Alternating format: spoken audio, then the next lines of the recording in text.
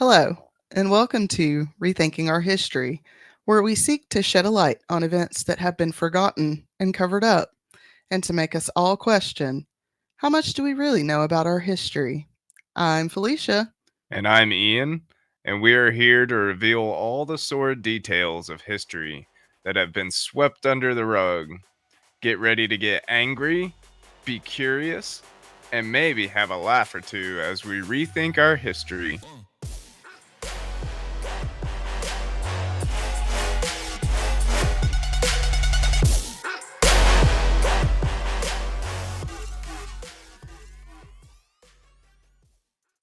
Hello, friends.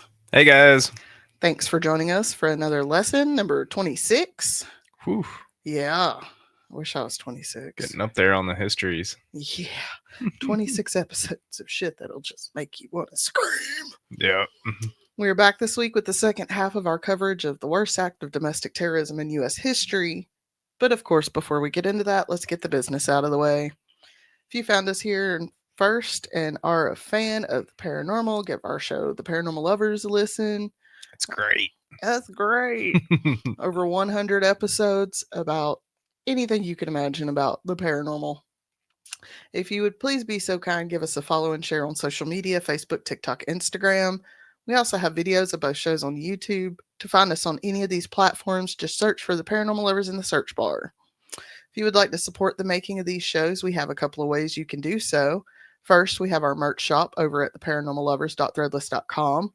We also have a Patreon at patreon.com/theparanormallovers.com. Nope. No, we don't have the website no more. I'm like, we did have a cool website. It says patreon.com/paranormallovers.com. That's not it. It's patreon.com/paranormallovers, where for $5 a month you get early access to unedited videos of both shows as well as stickers and other swag. Finally, if you have any personal stories, be it true crime, paranormal, or historical, email us at theparanormallovers@yahoo.com. All right, folks. Last week we looked at the early life of both of our terrorists, Timothy McVeigh and Terry Nichols. At this point, the two men and Nichols' brother have seen footage of Waco burning after a multi-week siege that ended in the death of multiple Branch Davidians.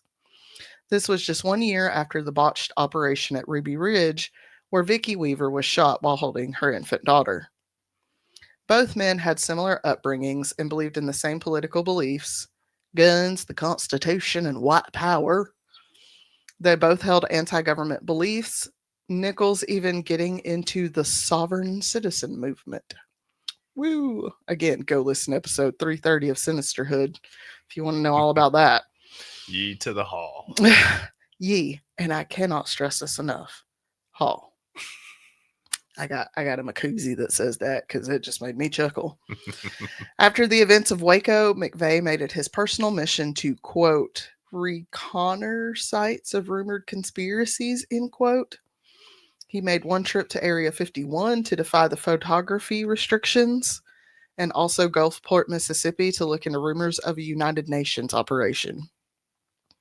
Around this time, the men began to buy large quantities of ammonium nitrate and agricultural fertilizer. Oh no.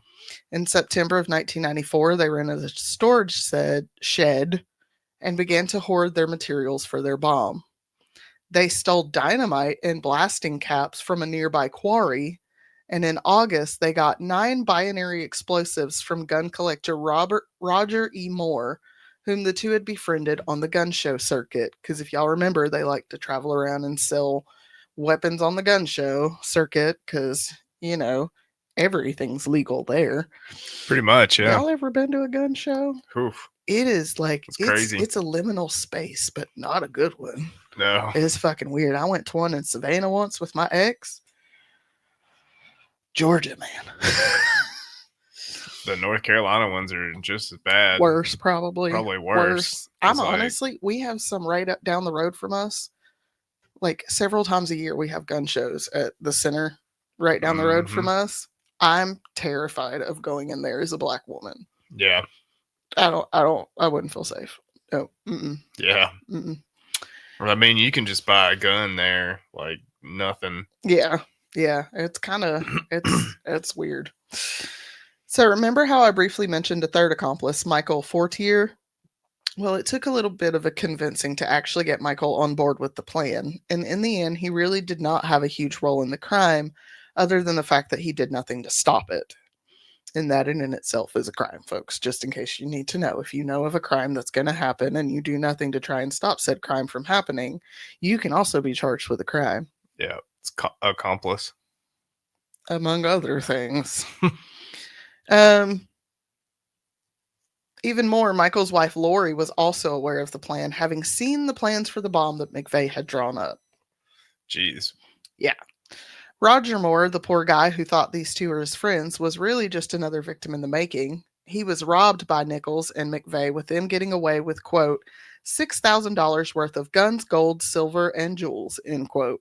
What the hell? Yeah, because these people at the gun shows are also the type that hoard gold for when the dollar goes down and you have to have gold. Yeah. Oh, and they put all their loot in his van and stole that too. All right, then. Poor guy. McVeigh tried to shift the blame to the government with a letter he wrote to Moore, but after their arrest, all his things were found in their possession. In February of 1995, Nichols bought a house in Harrington, Kansas with cash. This is where he would be with his family when the bomb exploded, and the idiot kept bomb parts in his home. Jeez. In March, they bought diesel fuel, and were able to purchase 3 drums of nitro. All right. E had initially intended to use hydrazine rocket fuel, but it was too expensive. And they got it. They got all this fuel from the motorcycle racing circuit. They All right. went around to a bunch of different stuff and they were trying to buy it. And like the first couple ones were like, dude, you're not racing. Why do you need so many 55-gallon drums of fuel? You're Right. suspicious. For real. And then one guy was like, yeah, it's fine.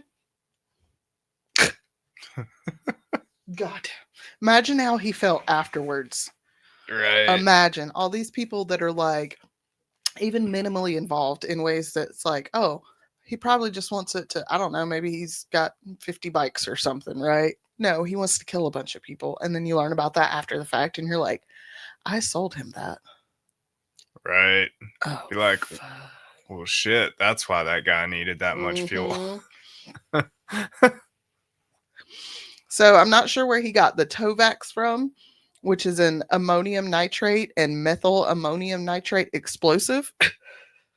Remember we were talking about Tovax? I was saying something about it when we were coming back from Greenville because Patty was talking about the lines and the rocks. Mm-hmm. We were like, oh yeah, that's how they used to like drill down and they drop dynamite in it and blow the side of the mountain off. That's how we made roads through the mountains. And she's like, right.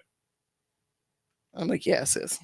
Tovax is like the fuse, isn't it? Tovax, that you, like, connect it all with. It is almost. Tovax has become a replacement for dynamite.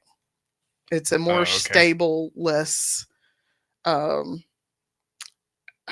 is the word I'm looking for? I can't think of the word. Nope, I haven't fed them in a while, so they ain't talking. Yeah, it's like it's supposed to be less dangerous for humans to like handle. Mm-hmm. It's not supposed to be as toxic as dynamite was. Right. I guess dynamite made people really sick when they handled it a lot. Well, the nitroglycerin that comes off of it. Yeah, not great. Not great. No. But very dangerous. Somehow, Timothy McVeigh got 7 great crates of 18-inch long sausages of this stuff. All right. That he kept in his rented shed. When they had stolen from the quarry, he did not take any of the ANFO that was there, but would end up getting 17 bags of it from another source. ANFO is ammonium nitrate and fuel oil. Yeah. He didn't think that it would be powerful enough when they stole from the quarry, so he didn't get it then. But then he ended up getting it later for some reason. While building their stockpile of bomb materials, McVeigh was trying to narrow down a target. As we had talked about last week, he had a special hatred of lawn Horichi, the FBI sniper who killed Vicky Weaver at Ruby Ridge, and seriously considered making him or his family his target. Then he decided that a bigger statement needed to be made, so he decided to target a federal building. At first, he was planning on destroying a building, but then decided he needed to kill as many people as possible to send the biggest message to the federal government. He wanted to target a building that housed at least two of these three organizations: the ATF, the FBI, and the DEA.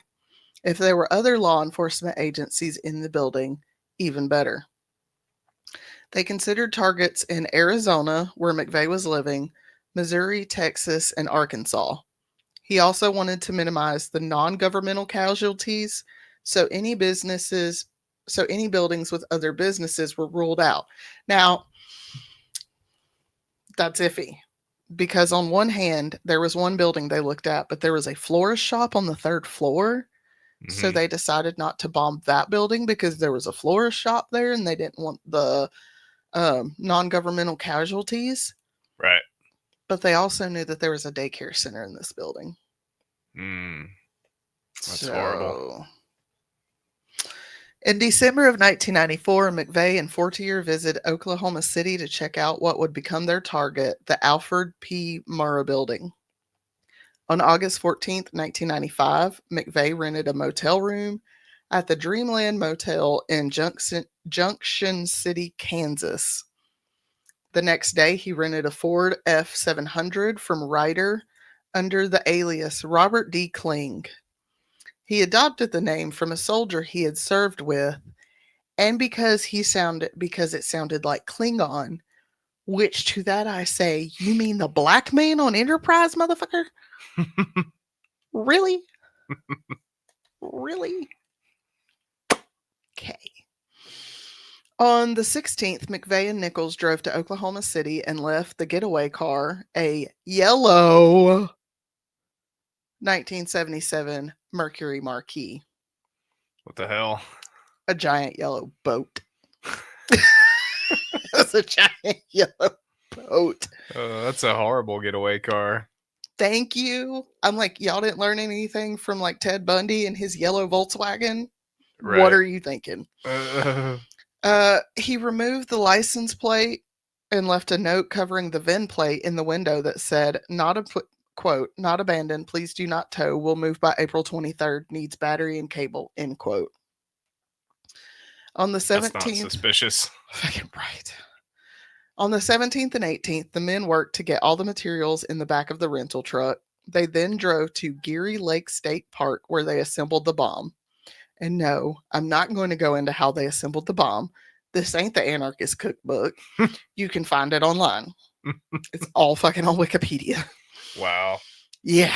I'm like, all right. Uh, You know what I mean? Like, Free Luigi. Free Luigi. But a lot of thought went into not just mixing of the materials, but also the placement of the materials within the truck. Hmm. He was like, well, I kind of want to put it all on one side so it's closer to the building, so it's a bigger explosion on the building. But he's like, it's going to be like 7,000 pounds, and that's going to make the truck tilt, and people are going to be like, that's suspicious. Right. McVeigh wanted maximum damage without being noticed. Hmm. But know this, the bomb weighed 7,000 pounds and cost them about $5,000. McVeigh had initially planned to detonate the bomb at 11 a.m., but decided to do it at 9 a.m. This may have been influenced by the Turner Diaries. This is a fictional account of white supremacists who start a war by blowing up an FBI office at 9:15 a.m. Hmm. He wore a shirt that your friend posted this yesterday on Facebook. It said Sic Semper Tyrannis. Mm. Your friend posted this yesterday on Facebook, and I was like, Which one? Oh wait. Frog. Tell me later. Frog. Yeah. The people your parents were talking about yesterday that went to the protest, Oh yeah. their child. Oh. Yeah, he's Well. it means All or right then. it means or thus always to tyrants. Mm. And carried an envelope full of OG revolutionary materials. Full OG. No, full of revolutionary materials, not OG revolutionary materials. Original gangster revolutionary. McVeigh entered the city at 8:50, and at 8:57 his truck was recorded driving by the Regency Towers apartments. These apartments had also recorded him coming into the city just a few days earlier to drop off the getaway car. This was when he lit the 5-minute fuse on the bomb. 3 minutes later, and 1 block away from his target, McVeigh lit the 2-minute fuse. So just he's driving now with 2 lit fuses in a Damn, truck rigged with a bomb. that's crazy. I tried to wrap my brain around what that must have felt like, knowing, you're driving down the road. God, that's just like that's too much. He then parked the Ryder truck in a drop off zone directly underneath the building's daycare center. Hmm. He left the truck, locked the doors, and walked away. He dropped the keys to the truck a few blocks away.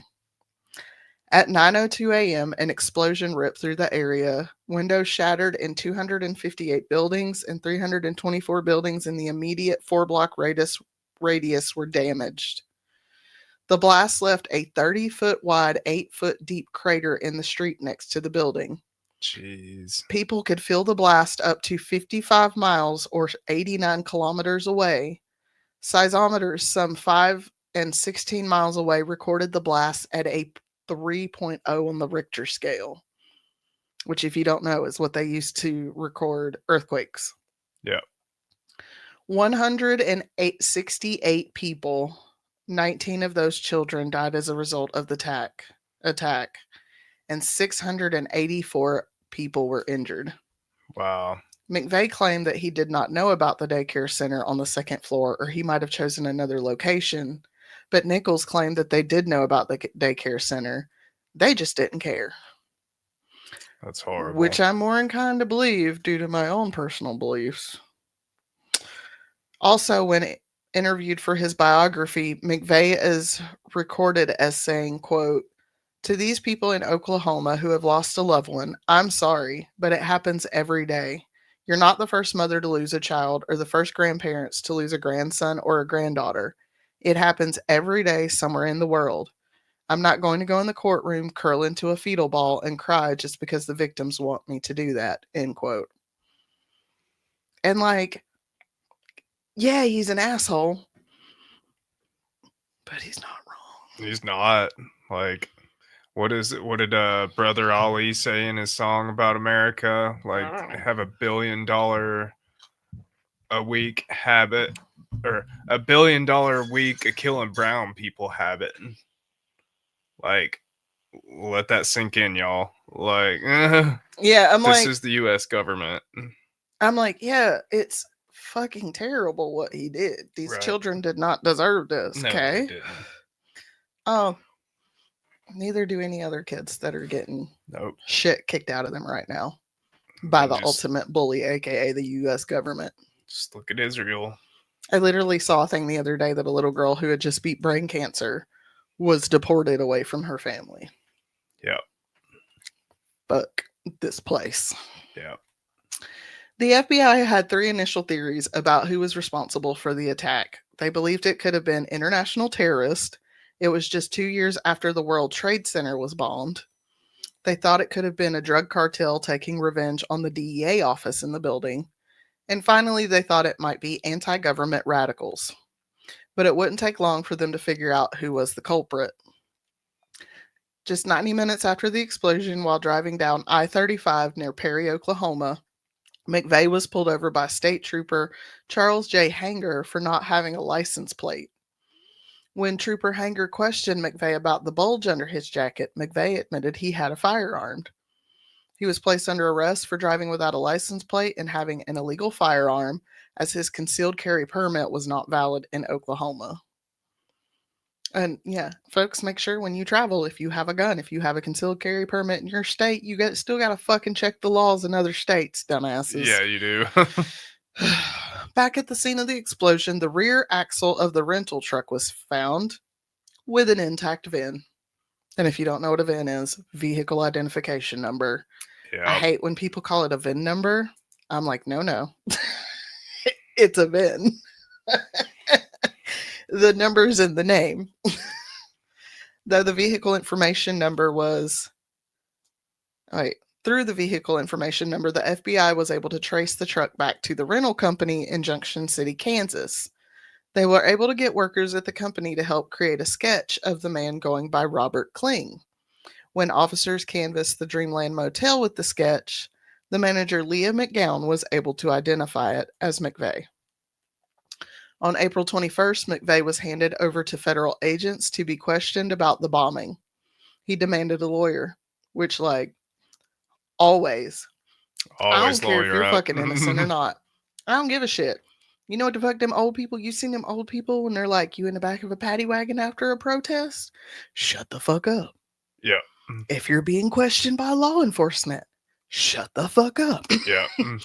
Lawyer. That's the only word you need to know. Every Lawyer. YouTube auditor will tell you this. Like, hmm just don't say anything. Every true crime podcast will tell you this.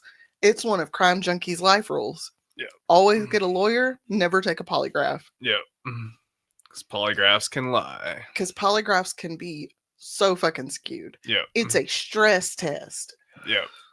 If you're stressed, Of course you're gonna fail. Yeah, of course you're gonna be stressed being questioned by any kind of authority. I tell you what. On the same day, Nichols turned himself into the police and allowed them to do a full search of his home.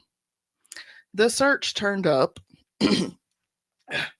quote, blasting caps, detonating cords, ground ammonium nitrate, barrels made of plastic similar to fragments found at the bombing site, 33 firearms, anti government warfare literature, a receipt for ammonium nitrate with McVeigh's fingerprints on it, telephone credit card that McVeigh had used when he was shopping for bombs making equipment, and a hand drawn map of downtown Oklahoma City, end quote.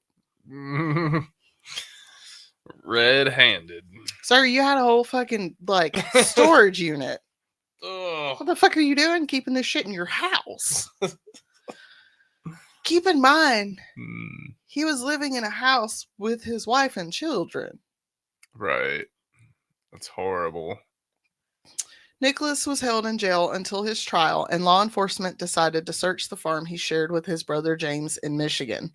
James was held for a little over 30 days for building bombs, but was eventually released due to a lack of evidence. On August 10th, 1995, McVeigh was charged with 11 federal counts, including 8 counts of first-degree murder of law enforcement. In February of 96, he was granted a change of venue from Oklahoma to Denver, which I don't really see how that's going to help because this was such an event and story. Like, this is an international story. No matter where you go, people going to know. Yeah. I always hate when that happens. They're like, oh, yeah, we're going to do a change of venue. And it's like, everybody knows what you did. Yeah. You can't go nowhere. No. On June 2nd, 1996, Timothy McVeigh was sentenced to death. In 1998, Nichols was sentenced to life in prison, as well as 8 48-year sentences for involuntary manslaughter, the same deaths McVeigh was charged with first-degree murder for.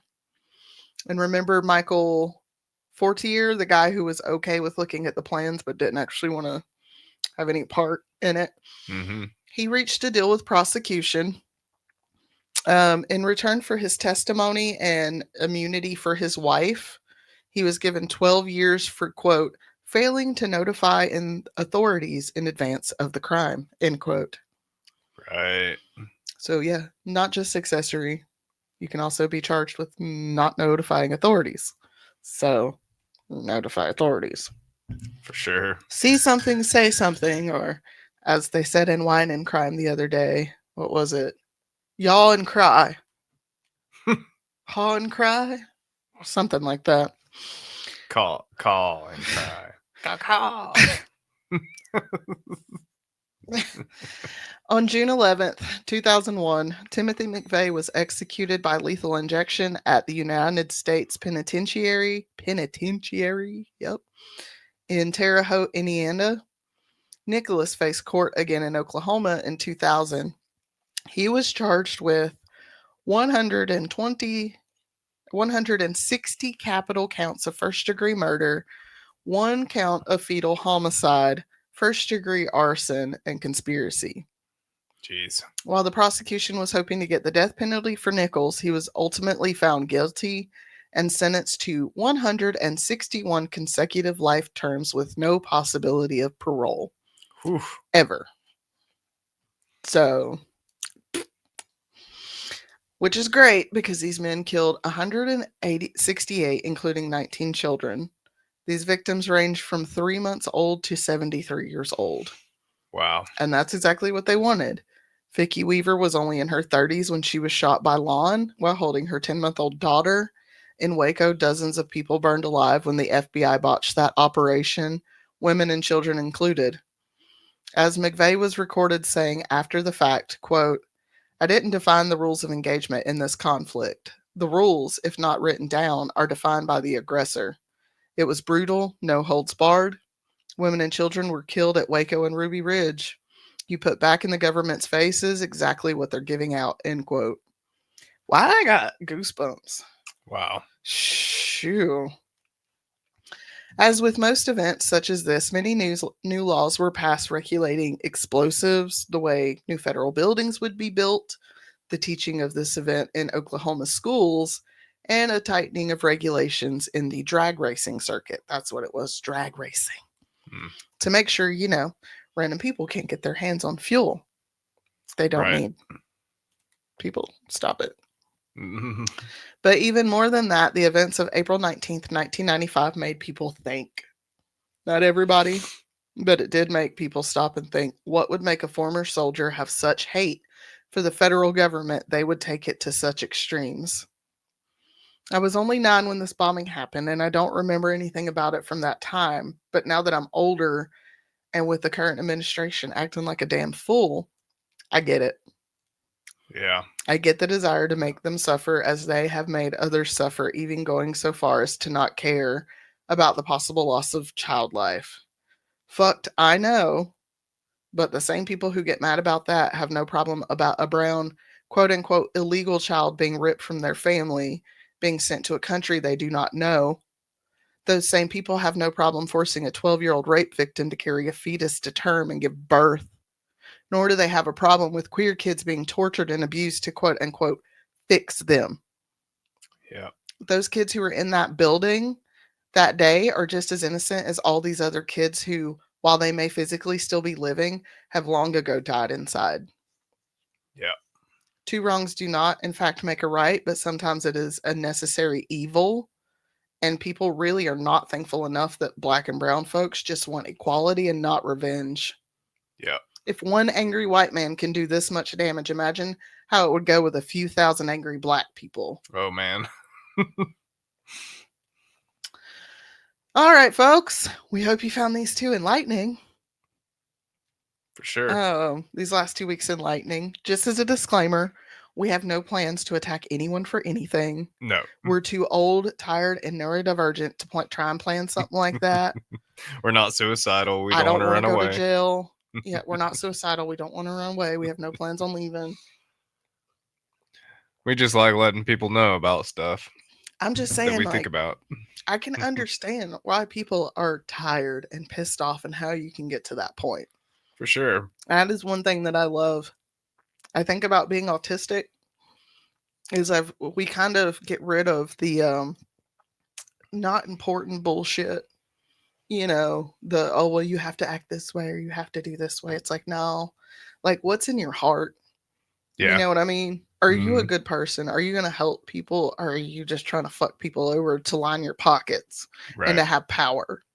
Yeah. Hierarchies are stupid. Oligarchies are stupid.